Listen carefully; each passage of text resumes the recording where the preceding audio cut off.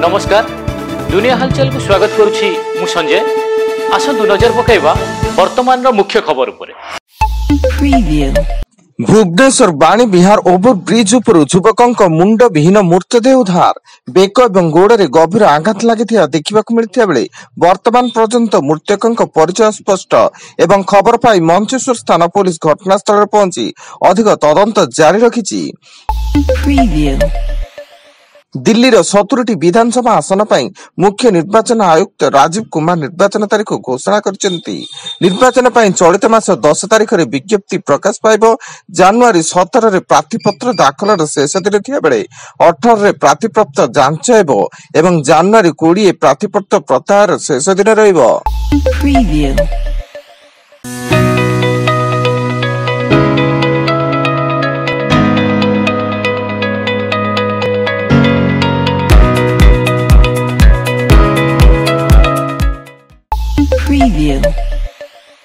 नवरंगपुर जिला कोडिंगा थाना बरवाड़ा गांव में परकिया प्रेम सन्देह जड़े युवक संघबद्ध आक्रमण एथिरे मृत्यु घटिया बेले मृत युवक मैदलपुर थाना केन्दुगुड़ा ग्राम उमाकांत हरिजन एवं यह घटना कोडिंगा थाना पुलिस 5 जन को अटक रखी पचराउचरा करिछि।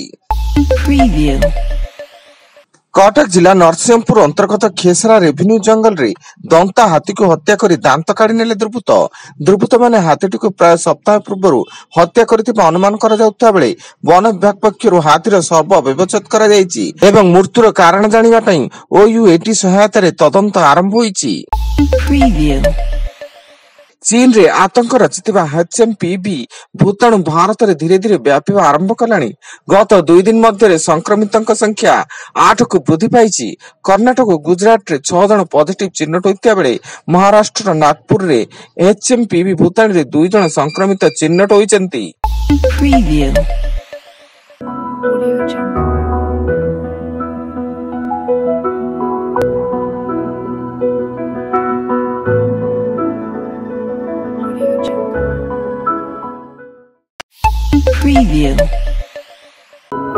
Audio Jungle.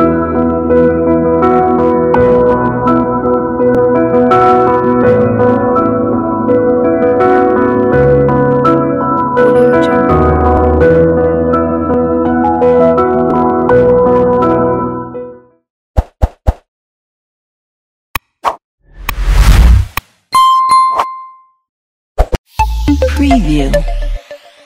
फुलबाणी जिला फिरिंगिया थाना मेलुपड़ा गाँव में पुत्रर माड़े बड़ बापार मृत्यु कौन कारण को नहीं उभय मध्य बचसा होता। एथरे पुत्रा नरेश कौर बड़ बापा गुनी कौर को माड़ मारी।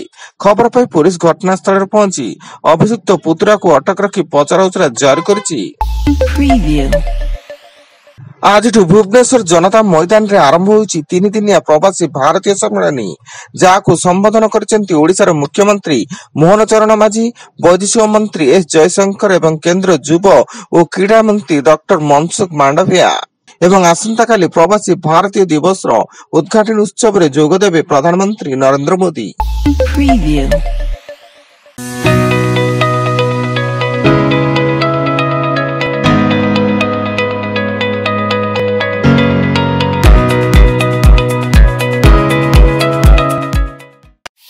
Preview.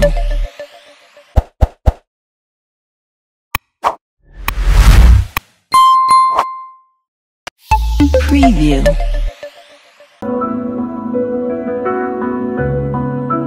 Audio Jungle.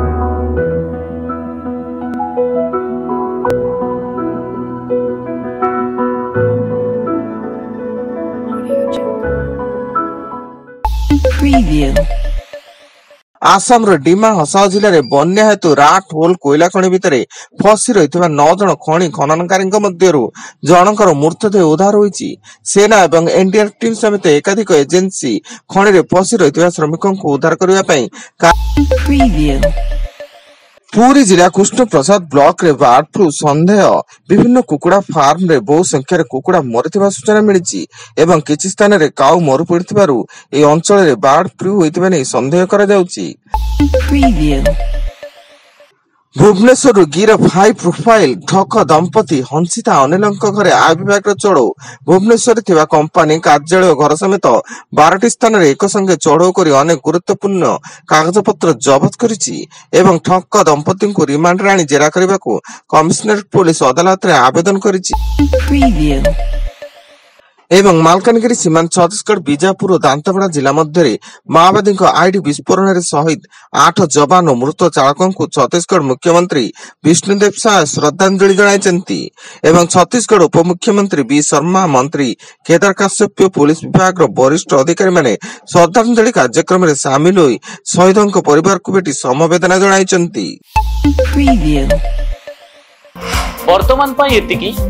ଅଧିକ ନ୍ୟୁଜ୍ ଅପଡେଟ୍ସ ପାଇଁ ଭିଜିଟ୍ କରନ୍ତୁ ଆମ ୱେବସାଇଟ www.duniyahalchal.in।